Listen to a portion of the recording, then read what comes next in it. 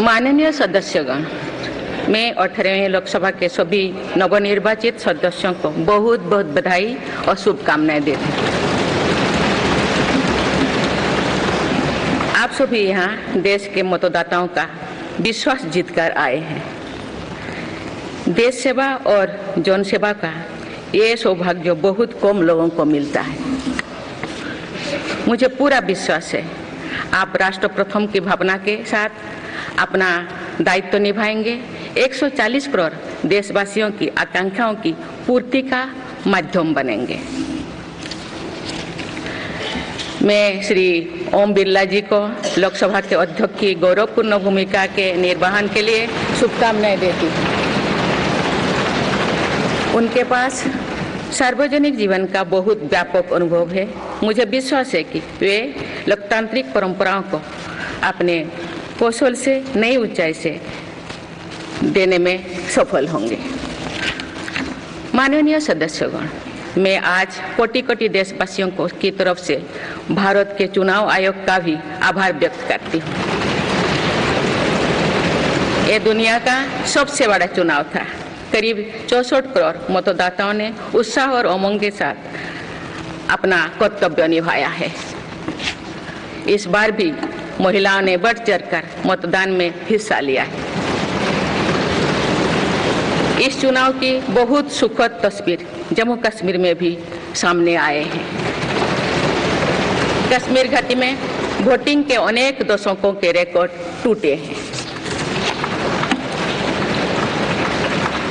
बीते 4 दशकों में कश्मीर में हमने बंद और हड़ताल के बीच कम मतदान का दौर ही देखा था। भारत के दुश्मन इसको वैश्विक मंचों पर जम्मू कश्मीर की राय के रूप में दुष्प्रचारित करते रहे, लेकिन इस बार कश्मीर घाटी ने देश और दुनिया में ऐसे हार ताकत को करारा जवाब दिया है। पहली बार इस लोकसभा चुनाव में घर पर जाकर भी मतदान कराया गया है।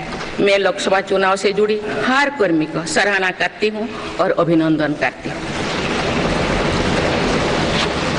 माननीय सदस्यगण, 2024 के लोकसभा चुनाव की चर्चा आज पूरी दुनिया में हो रही है। दुनिया देख रही है कि भारत के लोगों में लगातार तीसरी बार स्थिर और स्पष्ट बहुमत की सरकार बनाई है।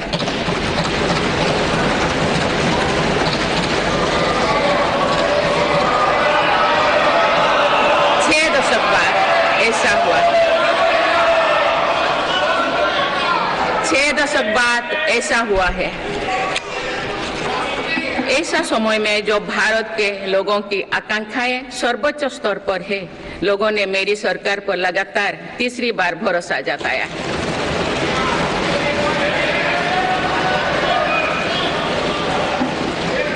भारत के लोगों को ये पूर्ण विश्वास है कि उनकी आकांक्षाएं सिर्फ मेरी सरकार ही पूरा कर सकती है।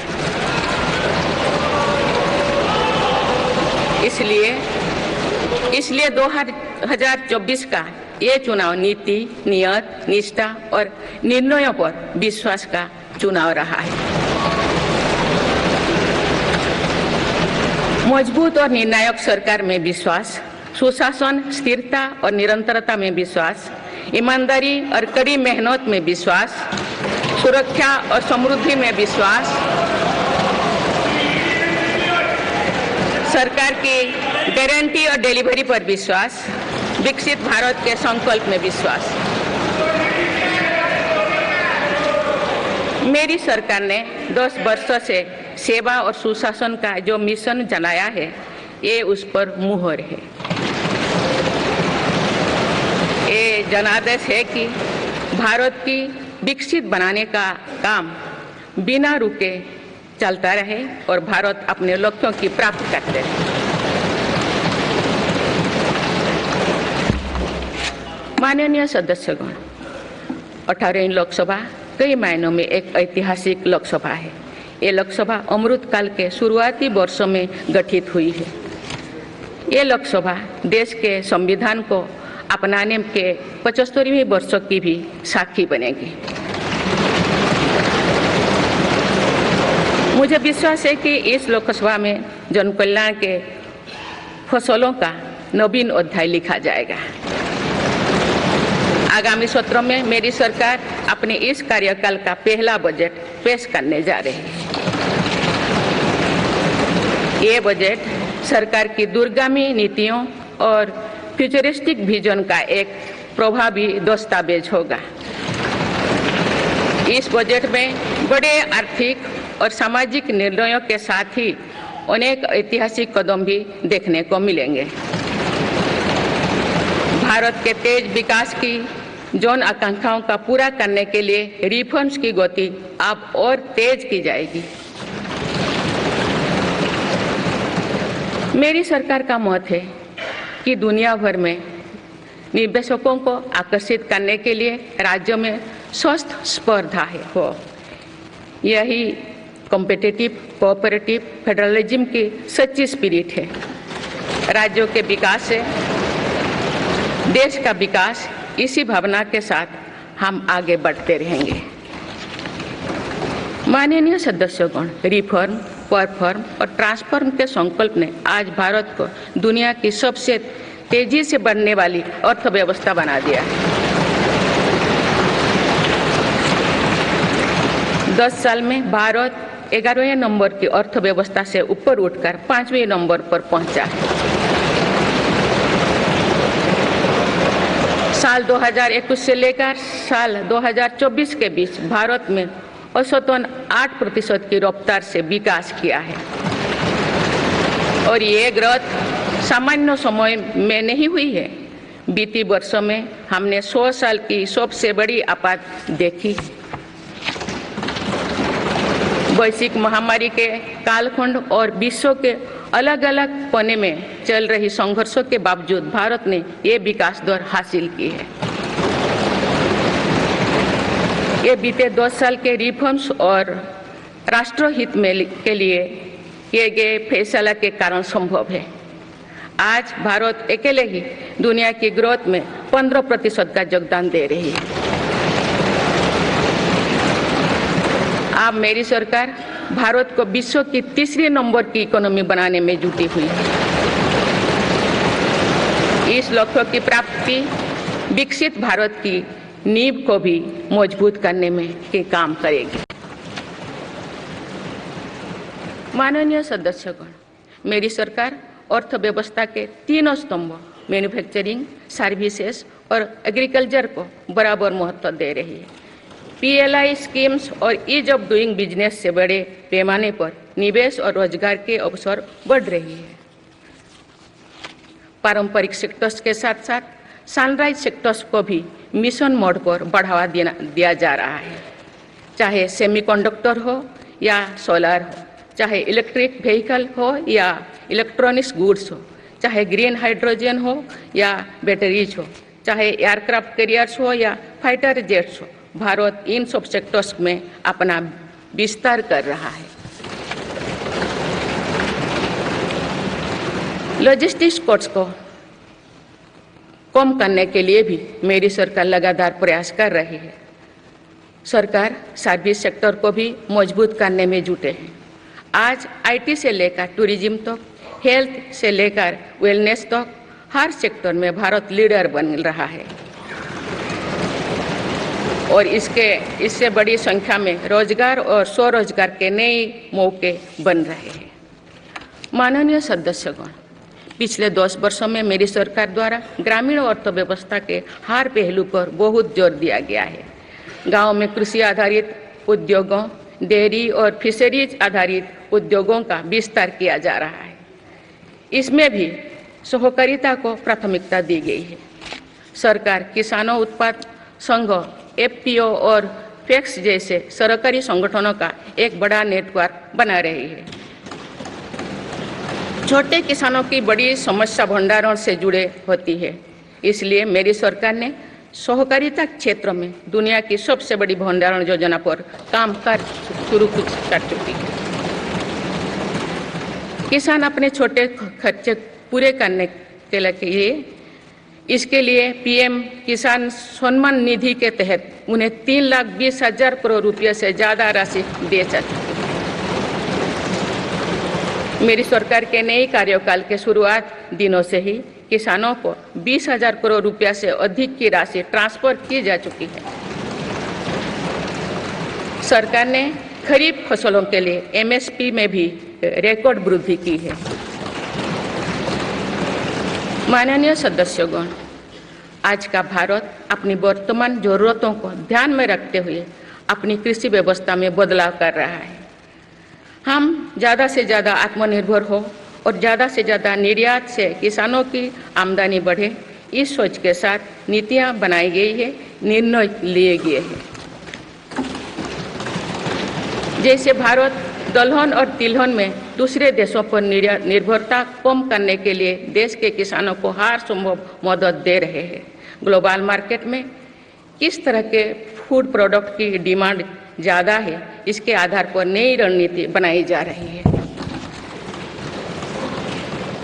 आजकल ऑर्गेनिक उत्पादों को लेकर दुनिया में डिमांड तेजी से बढ़ रही है। भारत के किसानों के पास इस डिमांड को पूरा करने के पूरा भरपूर क्षमता है। इसलिए सरकार प्राकृतिक खेती और इससे जुड़ी उत्पादों की सप्लाई चेन को सशक्त कर रही है। ऐसे प्रयासों से किसानों का खेती पर होने वाला खर्च भी कम होगा और उनकी आय भी और बढ़ेगी। माननीय सदस्यगण, आज का भारत दुनिया की चुनौतियां बढ़ाने के लिए नहीं बल्कि दुनिया को समाधान देने के लिए माना जाता है। विश्व बंधु के तौर पर भारत ने अनेक वैश्विक समस्याओं के समाधान को लेकर पहल की है। जलवायु परिवर्तन से लेकर खाद्य सुरक्षा तक, पोषण से लेकर सस्टेनेबल एग्रीकल्चर तक हम अनेक समाधान दे रहे हैं। हमारे मोटे अनाज श्री अन्न की पहुंच सुपर फूड के तौर पर दुनिया के कोने कोने में हो, इसके लिए भी अभियान चल रहा है। भारत की पहल पर पूरी दुनिया ने वर्ष 2023 में इंटरनेशनल मिलेट्स ईयर मनाया है। आपने देखा है, हाल ही में पूरी दुनिया ने अंतर्राष्ट्रीय योग दिवस भी मनाया है। भारत की इस महान परंपरा की प्रतिष्ठा विश्व में लगातार बढ़ रही है। योग और आयुष को बढ़ावा देकर भारत एक स्वस्थ विश्व के निर्माण में मदद कर रही है। मेरी सरकार ने रिन्यूएबल एनर्जी क्षमता भी कई गुना बढ़ाई है। हम जलवायु से जुड़े लक्ष्यों को निर्धारित समय से पहले प्राप्त करने की दिशा दिखा रहा है। नेट जीरो के लिए आज भारत के प्रयास कई दूसरे देशों को प्रेरित कर रहे हैं। इंटरनेशनल सोलर अलायंस जैसे पहल पर आज रिकॉर्ड संख्या में दुनिया के देश हमारे साथ जुड़े हैं। माननीय सदस्यगण, आने वाला समय ग्रीन एरा यानी हरित युग का है। मेरी सरकार इसके लिए भी हर जरूरी कदम उठा रही है। हम हरित उद्योगों पर निवेश बढ़ा रहे हैं, जिससे ग्रीन जॉब्स भी बढ़े हैं। ग्रीन एनर्जी हो या फिर ग्रीन मोबिलिटी, हर मोर्चे पर हम बड़े लक्ष्यों के साथ काम कर रहे हैं। मेरी सरकार अपने शहरों को दुनिया के बेहतरीन लिविंग स्पेस बनाने के लिए भी प्रतिबद्ध है। प्रदूषण से मुक्त, साफ सुथरे और सुविधा युक्त शहरों में रहना भारत के नागरिकों का हक है। विशेष रूप से छोटी शहरें और कस्बे में बीते 10 वर्षों से अभूतपूर्व निवेश किया गया है। भारत में आज दुनिया का तीसरे सबसे बड़ा डोमेस्टिक एविएशन मार्केट है।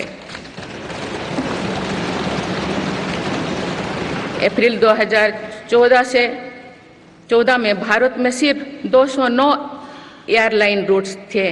अप्रैल 2024 में इनकी संख्या बढ़कर 605 हो गया है। हवाई यात्रा में हो रहे इस विस्तार का सीधा लाभ टियर 2, टियर 3 शहरों को हो रहा है। 10 वर्षों में देश के 21 शहरों तक मेट्रो सुविधाएं पहुंची है।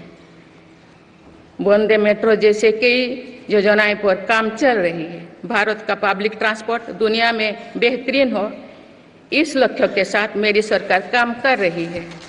माननीय सदस्यगण, मेरा सरकार इन आधुनिक मापदंड पर काम कर रही है, जिससे भारत विकसित देश के सामने बराबरी से खड़े हो सके।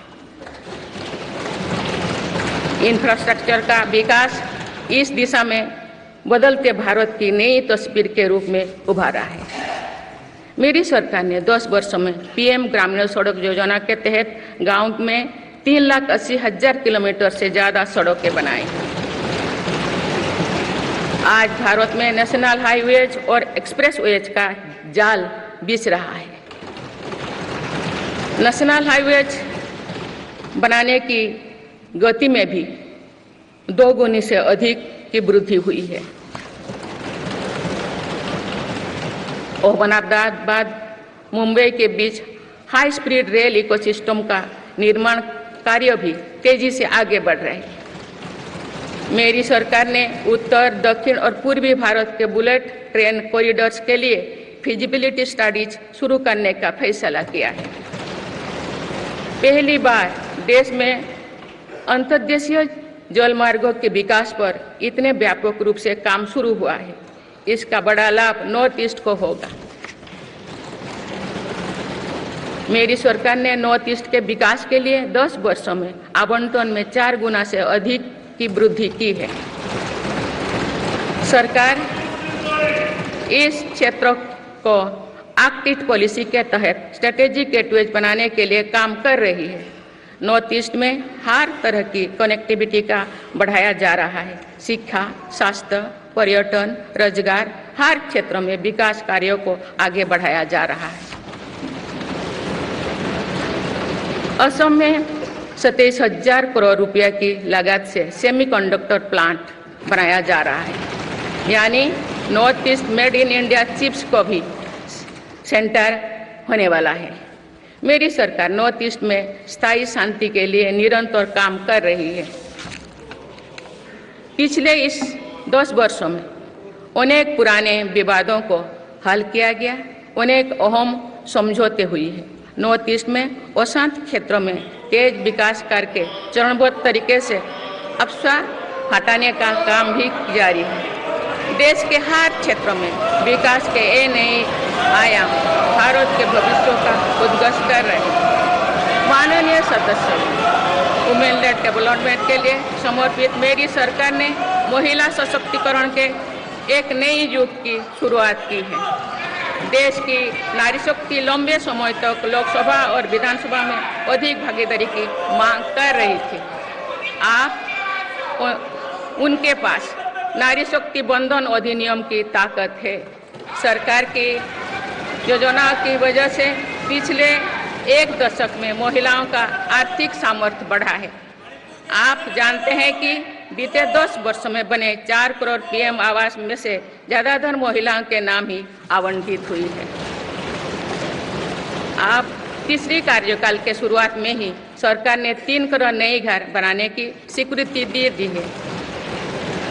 इनमें से भी अधिकतर घर महिलाओं के नाम पर ही आवंटित होंगे। बीते 10 वर्षों में 10 करोड़ महिलाएं सेल्फ हेल्प ग्रुप्स से जुड़े हैं। मेरी सरकार ने 3 करोड़ महिलाओं को लखपति दीदी बनाने के लिए व्यापक अभियान चलाए हैं। इसके लिए सेल्फ हेल्प ग्रुप्स को आर्थिक मदद भी बढ़ाई जा रही है। सरकार का प्रयास है कि महिलाओं का कौशल बढ़े, कमाई के साधन बढ़े और उनका सम्मान भी बढ़े। नमो ड्रोन दीदी योजना इस लक्ष्य की पूर्ति में सहायक बन रही है। इस योजना के तहत हजारों सेल्फ हेल्प ग्रुप्स की महिलाओं को ड्रोन दिए जा रहे हैं। ड्रोन पायलट बनने की ट्रेनिंग भी दी जा रही है। मेरी सरकार ने हाल ही में कृषि खेती सखी कार्यक्रम भी शुरू किया है। इसके तहत अभी तक सेल्फ हेल्प ग्रुप्स की 30,000 महिलाओं को कृषि सखी के रूप में प्रमाण पत्र दिए गए हैं। कृषि सखियों को आधुनिक खेती की तकनीक में प्रशिक्षण किया जा रहा है ताकि वे कृषि को और आधुनिक बनाने में किसानों की मदद कर सकें।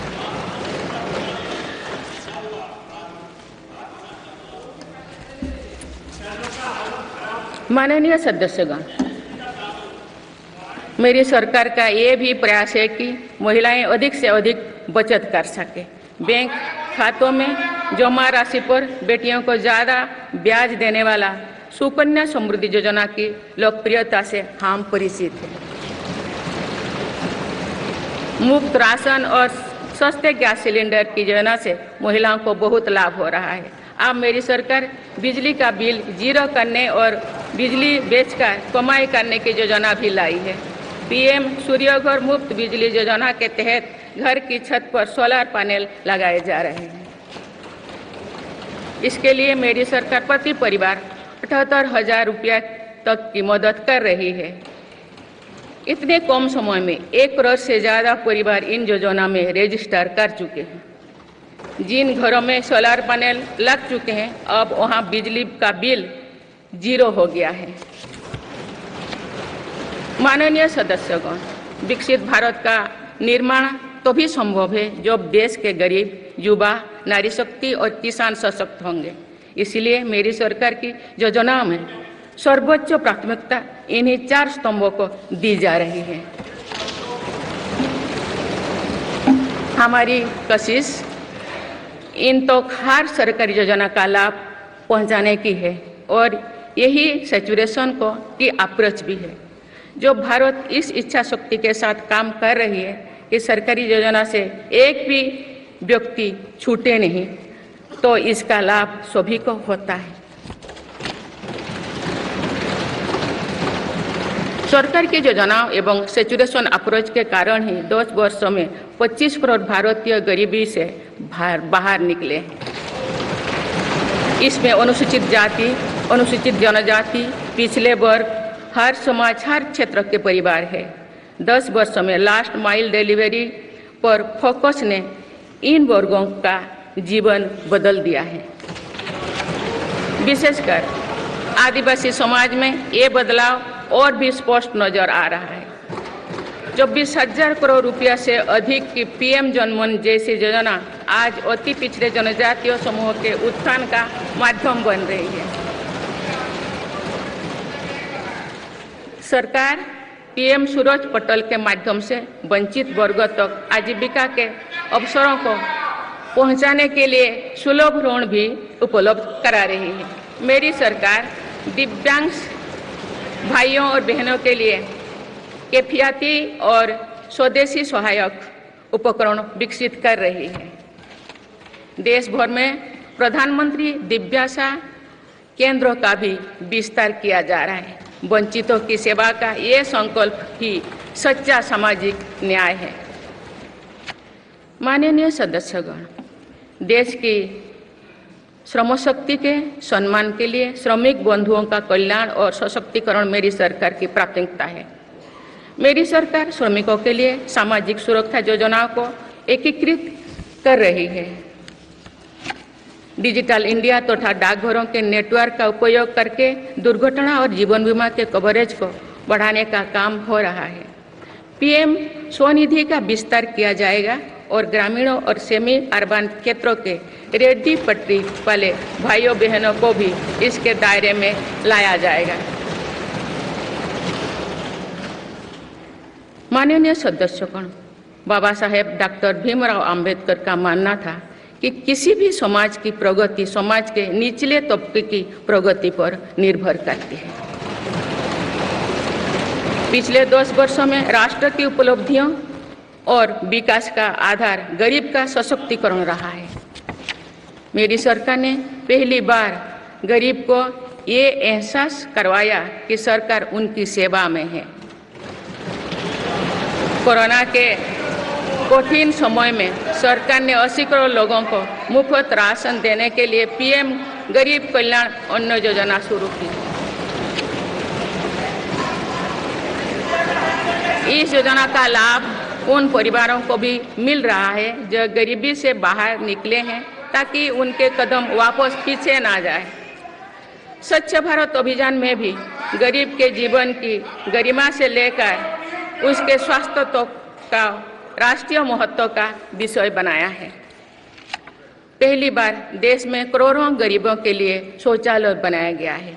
ये प्रयास हमें आश्वस्त करते हैं कि देश आज महात्मा गांधी के आदर्शों का सच्चे अर्थों में अनुसरण कर रहा है। मेरी सरकार 55 करोड़ लाभार्थियों को आयुष्मान भारत योजना के तहत मुफ्त स्वास्थ्य सेवाएं भी उपलब्ध करवाए हैं।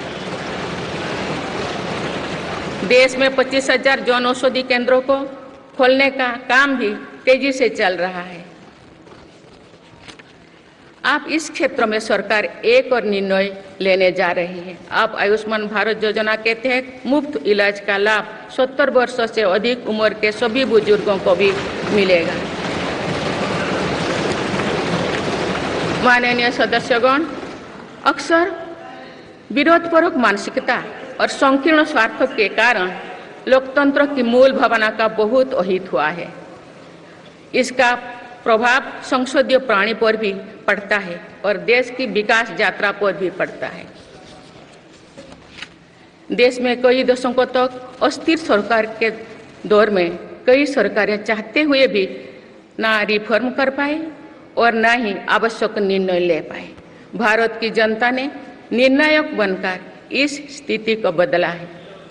बीते 10 वर्षों में ऐसे अनेक रिफॉर्म्स हुई है जिनका बहुत लाभ देश को आज मिल रहा है।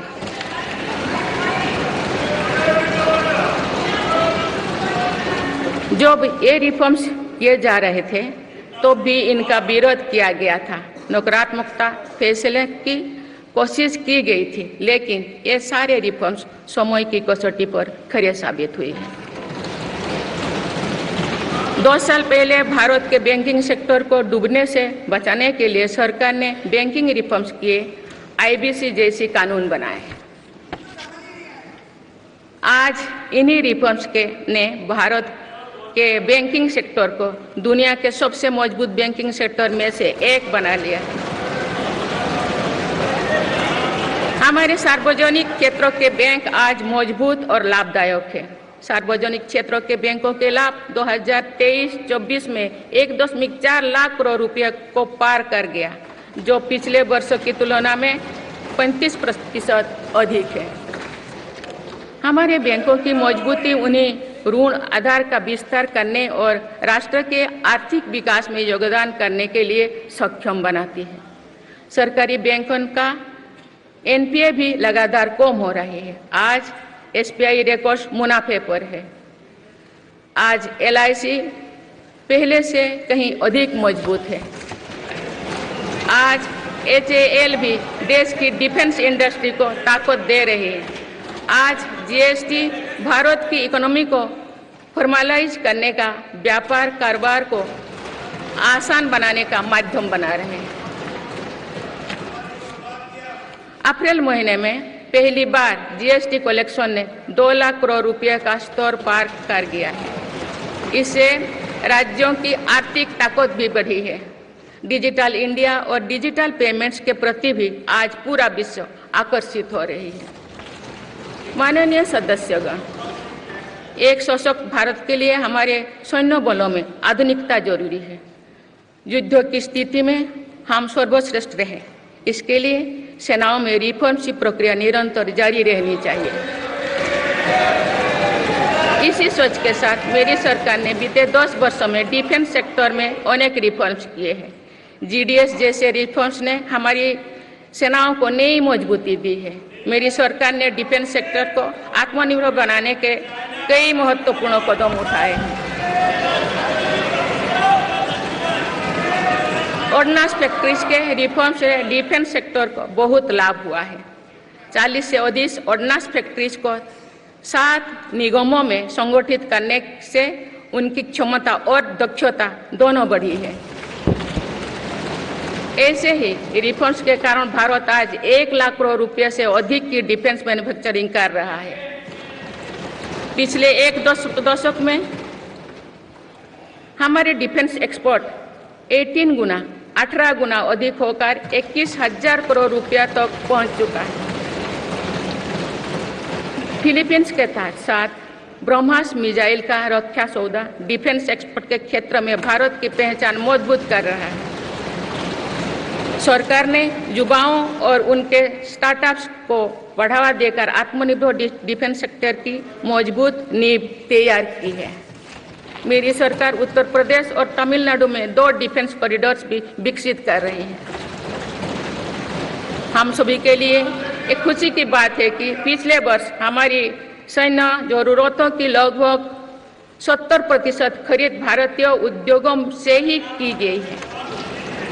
हमारी सेनाओं ने 500 से अधिक सैन्य साजो सामान को विदेशों में नहीं मंगाना तय किया है। ये सभी हथियार और उपकरण अब सिर्फ भारतीय कंपनियों से ही खरीद की जाएगी। मेरी सरकार ने सैनिकों के हितों को भी हमेशा प्राथमिकता दी है। तभी 4 दशक के बाद वन रैंक वन पेंशन को लागू किया गया है। इसके तहत अब तक 1,20,000 करोड़ रुपया दिए जा चुके हैं। शहीद सैनिकों के सम्मान के लिए सरकार ने कर्तव्य पथ के एक छोर पर नेशनल वॉर मेमोरियल की स्थापना भी की है। ये प्रयास केवल वीर जवानों के प्रति कृतज्ञ राष्ट्र का नमन ही नहीं है, बल्कि राष्ट्र प्रथम की अनवरत प्रेरणा का स्रोत भी है। माननीय सदस्यगण, मेरी सरकार देश के हर युवा को बड़े सपने देखने और उन्हें साकार करने के लिए जरूरी माहौल बनाने में जुटी है। बीते 10 वर्षों में ऐसे हर अवरोध को हटाया गया है जिसके कारण युवाओं को परेशानी थी। पहले अपने ही प्रमाण पत्रों को अटेस्ट करने के लिए युवाओं को भटकना पड़ता था। अब युवा सेल्फ अटेस्टेड करने का काम कर रहे हैं। केंद्र सरकार की ग्रुप सी ग्रुप डी भर्तियों से इंटरव्यू को खत्म किया गया है। पहले जो विद्यार्थी सिर्फ भारतीय भाषा में पढ़ाई करते थे उनके साथ अन्याय की जाती थी। मेरी सरकार ने नई राष्ट्रीय शिक्षा नीति लागू कर इस अन्याय को दूर करने के लिए कदम उठाए हैं। युवाओं को अब भारतीय भाषा में इंजीनियरिंग की पढ़ाई का विकल्प भी मिला है। विगत 10 वर्ष में देश में 7 नई IIT, 16 IIIT, 7 IIM, 15 नए एम्स, 315 मेडिकल कॉलेज और 390 विश्वविद्यालय स्थापित किया गया है। मेरी सरकार इन संस्थानों को और मजबूत बनाकर आवश्यकता के अनुसार इनकी संस्था को भी बढ़ाएंगे। सरकार एक डिजिटल विश्वविद्यालय बनाने की दिशा में भी काम कर रही है। अटल टिंकरिंग लैब्स, स्टार्टअप इंडिया और स्टैंडअप इंडिया जैसे अभियान हमारे युवाओं का सामर्थ्य बढ़ा रहे हैं। इन्हीं प्रयासों से आज भारत दुनिया का तीसरा सबसे बड़ा स्टार्टअप इकोसिस्टम बन चुका है। माननीय सदस्यगण, सरकार का ये निरंतर प्रयास है कि देश के युवाओं को अपनी प्रतिभा दिखाने का उचित अवसर मिले। सरकारी भर्ती हो या फिर परीक्षाएं, सुनिए, परीक्षाएं किसी भी कारण से इनमें रुकावट आए, ये उचित नहीं है। इनमें शुचिता और पारदर्शिता बहुत जरूरी है। हाल ही में कुछ परीक्षाओं में हुई पेपर लीक की घटनाओं की निष्पक्ष जांच और दोषियों को कड़ी से कड़ी सजा दिलवाने के लिए मेरी सरकार प्रतिबद्ध है।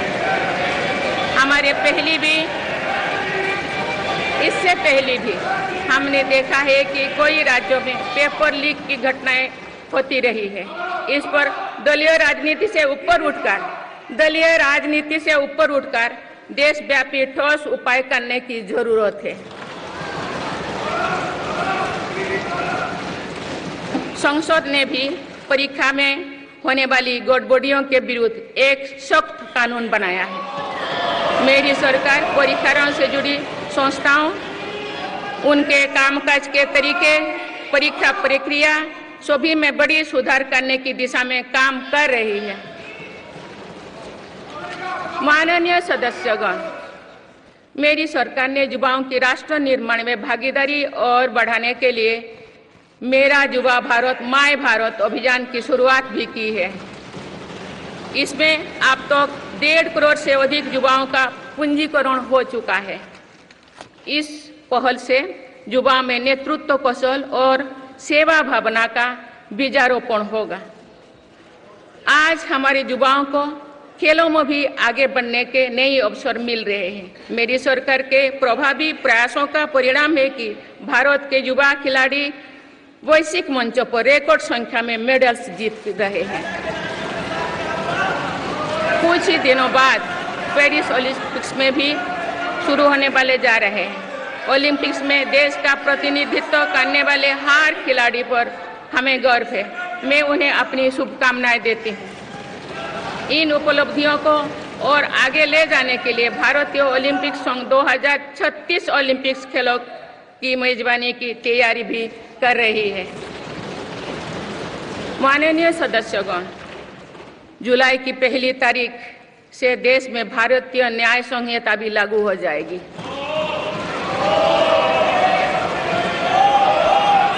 अंग्रेजी राज में गुलामों को दौड़ देने की मानसिकता थी। दुर्भाग्य से आज़ादी के अनेक दशकों तक गुलामी के दौर की यही दंड व्यवस्था चलती रही। इसे बदलने की चर्चा अनेक दशकों से की जा रही थी, लेकिन ये साहस भी मेरी सरकार ने ही करके दिखाए हैं। अब दंड के जगह न्याय को प्राथमिकता होगी, जो हमारे संविधान की भी भावना है। इन नई कानूनों से न्याय प्रक्रिया में तेजी आएगी। आज जो देश अलग अलग क्षेत्रों में गुलामी की मानसिकता से मुक्त पा रहे हैं, तो ये उस दिशा में बहुत बड़ा कदम है और ये हमारे स्वतंत्रता सेनानियों की सच्ची श्रद्धांजलि भी है। मेरा सरकार ने सीएए कानून के तहत शरणार्थियों को नागरिकता देना शुरू कर दिया है। इससे बंटवारे से पीड़ित अनेक परिवारों के लिए सम्मान का जीवन जीना तय हुआ है। जिन परिवारों को सीएए के तहत नागरिकता मिली है, मैं उनके बेहतर भविष्य की कामना करती हूँ।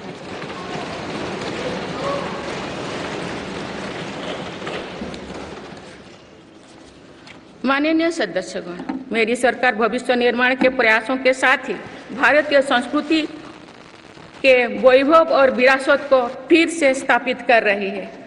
हाल में नालंदा यूनिवर्सिटी के भव्य कैंपस के रूप में इसमें एक नया अध्याय जुड़ा है।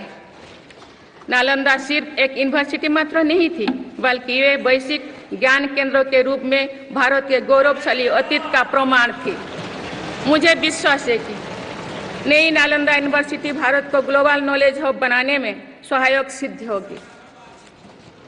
मेरी सरकार का ये प्रयास है कि भावी पीढ़ियों को हजारों वर्षों की हमारी विरासत प्रेरणा देती है। इसलिए पूरे देश में तीर्थस्थलों को आस्था और आध्यात्म के केंद्रों को सजाया संवारा जा रहा है।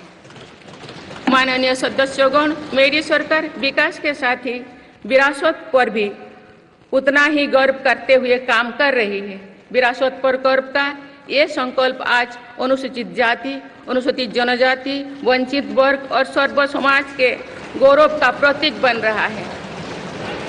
मेरी सरकार ने भगवान बिरसा मुंडा के जन्म दिवस को जनजातीय गौरव दिवस के रूप में मनाने की शुरुआत की है।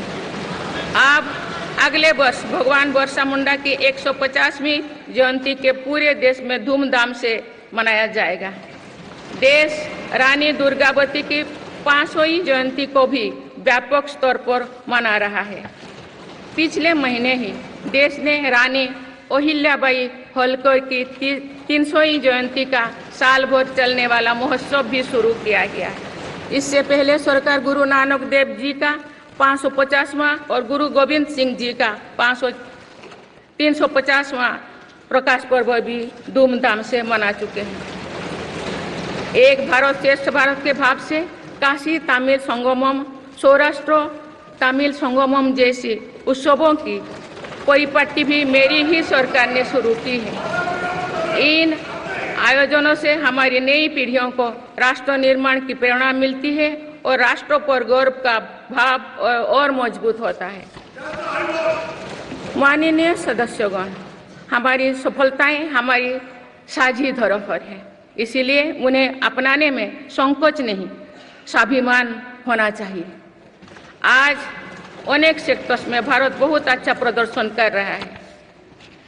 ये उपलब्धियां हमें हमारी प्रगति और सफलताओं पर गर्व करने की अपार अवसर देती है। जो भारत डिजिटल पेमेंट्स के मामले में दुनिया में अच्छा प्रदर्शन करता है तो हमें गर्व होना चाहिए। जो भारत के वैज्ञानिक चंद्रयान को चंद्रमा के दक्षिणी ध्रुव पर सफलता से उतारते हैं तो हमें गर्व होना चाहिए। जो भारत दुनिया की सबसे तेज बढ़ती इकोनॉमी बनता है तो हमें गर्व होना चाहिए। जो भारत इतना बड़ा चुनाव अभियान बिना बड़ी हिंसा और अराजकता से पूरा कराए तो भी हमें गर्व होना चाहिए। आज पूरा विश्व हमें मदर ऑफ डेमोक्रेसी के रूप में सम्मान देता है। भारत के लोगों ने हमेशा लोकतंत्र के प्रति अपना पूर्ण विश्वास प्रकट किया है। चुनाव से जुड़े संस्थाओं पर पूरा भरोसा जताया है। स्वस्थ लोकतंत्र को बनाए रखने के लिए हमें इस विश्वास को सुसह्य कर रखना है, इसकी रक्षा भी करना है। हमें याद रखना होगा, लोकतांत्रिक संस्थाओं और चुनावी प्रक्रिया पर लोगों के विश्वास को चोट पहुंचाना उसी डाल को काटना जैसे जिस पर हम सब बैठे हैं। हमारे लोकतंत्रों की विश्वसनीयता को ठेस पहुंचाने की हर कोशिश की सामूहिक आलोचना होना चाहिए। हम सभी को वो दौर याद है जो बैलेट पेपर छीन लिया जाता था, लूट लिया जाता था। मतदान प्रक्रिया को सुरक्षित बनाने के लिए ईवीएम को अपनाने का फैसला किया गया था। पिछले कई दशकों में ईवीएम में सुप्रीम कोर्ट से लेकर जनता की अदालत तो हर कसौटी को पार किया है। माननीय सदस्यगण, मैं आप सभी सदस्यों से अपनी कुछ और चिंताएं भी साझा करना चाहती हूँ। मैं चाहूंगी कि आप सभी इन विषयों पर चिंतन मनन करके इन विषयों पर ठोस और सकारात्मक परिणाम देश को दें।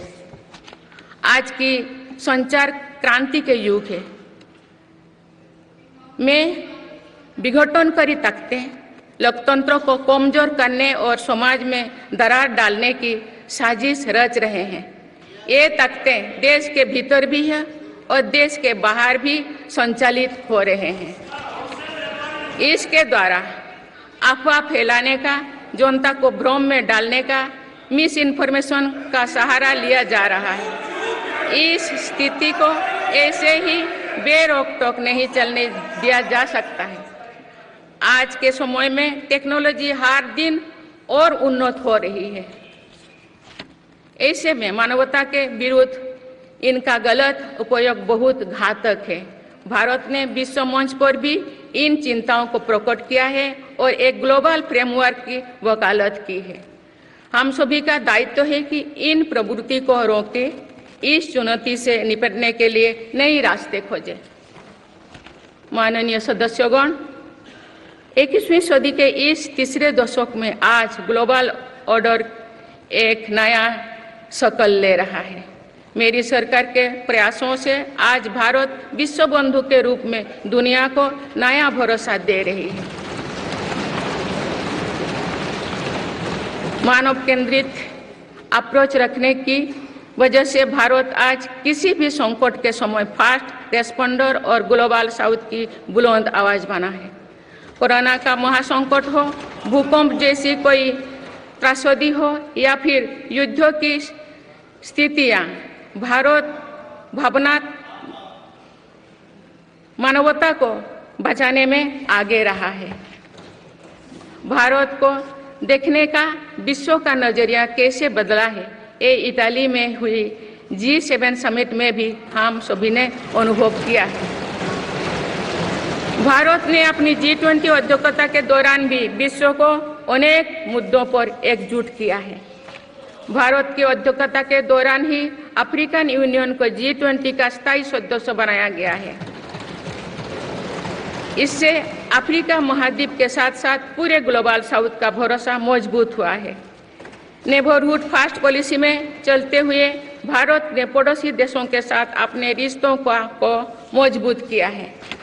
7 पड़ोसी देशों के नेताओं का 9 जून को केंद्रीय मंत्रिपरिषद के शपथ ग्रहण समारोह में भाग लेना मेरी सरकार की इस प्राथमिकता दर्शाते हैं। भारत सबका साथ सबका विकास की भावना के साथ इंडो पैसिफिक क्षेत्रों के देश के साथ भी सहयोग बढ़ा रही है। पूर्वी एशिया हो या फिर मिडिल ईस्ट और यूरोप, मेरी सरकार कनेक्टिविटी पर बहुल बल दे रही है। भारत के विजन ने ही India Middle East Europe economic corridor को आकार देना शुरू किया है। ये कॉरिडोर 21वीं सदी के सबसे बड़ी गेम चेंजर में एक सिद्ध होगा।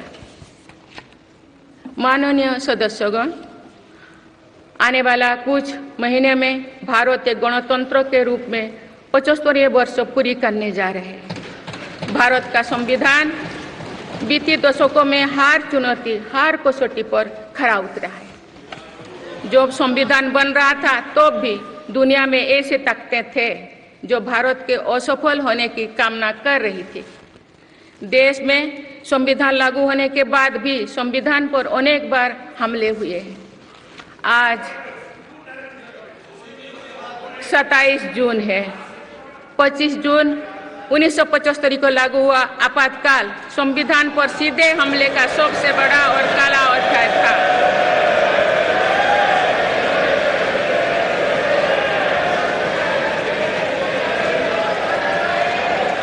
पूरे देश में हाहाकार मच गया था, लेकिन ऐसी असंवैधानिक ताकतों पर देश ने विजय प्राप्त करके दिखाया, क्योंकि भारत के मूल में गणतंत्र की परंपराएं रही है। मेरी सरकार भी भारत के संविधान को सिर्फ राजकाज का माध्यम भर नहीं मानती, बल्कि हमारा संविधान जन चेतना का हिस्सा हो, इसके लिए हम प्रयास कर रहे हैं। इसी ध्येय के साथ मेरी सरकार ने 26 नवंबर को संविधान दिवस के रूप में मानना शुरू किया है। आप भारत के उस भूभाग हमारे जम्मू कश्मीर में भी संविधान पूरी तरह लागू हो गया है, जहां आर्टिकल 370 की वजह से स्थितियां कुछ और थी। माननीय सदस्यगण, राष्ट्र की उपलब्धियों के निर्धारण इस बात से होता है कि हम अपने दायित्वों का निर्वहन कितनी निष्ठा से कर रहे हैं। 18 लोकसभा में कई नए सदस्य पहली बार संसदीय प्रणाली का हिस्सा बने हैं। पुराने सदस्य भी नए उत्साह के साथ आए हैं। आप सभी जानते हैं कि आज का समय हर प्रकार से भारत के लिए बहुत अनुकूल है। आने वाले वर्षों में भारत की सरकार और संसद का क्या निर्णय लेती है, क्या नीतियां बनाती है, इस पर पूरा विश्व की नजर है। इस अनुकूल समय का अधिक से अधिक लाभ देश को मिले, ये दायित्व सरकार के साथ साथ संसद के हर सदस्य का भी होना चाहिए। पिछले 10 वर्षों में जो रिफॉर्म्स हुई है, जो नया आत्मविश्वास देश में आया है, इससे हम विकसित भारत बनाने के लिए नई गति प्राप्त कर चुके हैं। हम सभी को ये हमेशा ध्यान रखना है कि विकसित भारत का निर्माण देश के हर नागरिक की आकांक्षा है, संकल्प भी है। इस संकल्प की सिद्धि में अवरोध पैदा ना हो, ये हम सभी का दायित्व है, भी कर्तव्य भी है। नीतियों का विरोध और संसदीय कामकाज का विरोध दो भिन्न बातें हैं। जब संसद सुचारू रूप से चलती है, जब यहाँ स्वस्थ चर्चा परिचर्चा होती है, जब दूरगामी निर्णय होते हैं, तब लोगों का विश्वास सिर्फ सरकार ही नहीं, पूरी व्यवस्था पर बनता है। इसीलिए मुझे भरोसा है कि संसद के पल पल का सदुपयोग होगा, जनहित को प्राथमिकता मिलेगा। माननीय सदस्यगण, हमारे वेदों में हमारे ऋषियों ने हमें कुछ नीति बाणी दिए हैं, जैसे कि समान मंत्र हो समिति ही समानी की प्रेरणा दी है। अर्थात हम एक समान विचार और लक्ष्य लेकर एक साथ काम करें, यही इस संसद की मूल भावना है। इसलिए जब भारत तीसरी नंबर की इकोनॉमी बनेगा तो देश की इस सफलता में आपकी भी सहभागिता होगी। हम जो 2027 में आज़ादी की शताब्दी का उत्सव विकसित भारत के रूप में मनाएंगे तो इस पीढ़ी को भी श्रेय मिलेगा। आज हमारे युवाओं में जो सामर्थ्य है, आज हमारे संकल्प में जो निष्ठा है, हमारी जो असंभव सी लगने वाली उपलब्धियां है, ये इस बात का प्रमाण है कि आने वाला दौर भारत का दौर है। ये सदी भारत की सदी है और इसका प्रभाव आने वाली 1000 वर्षों तक रहेगा।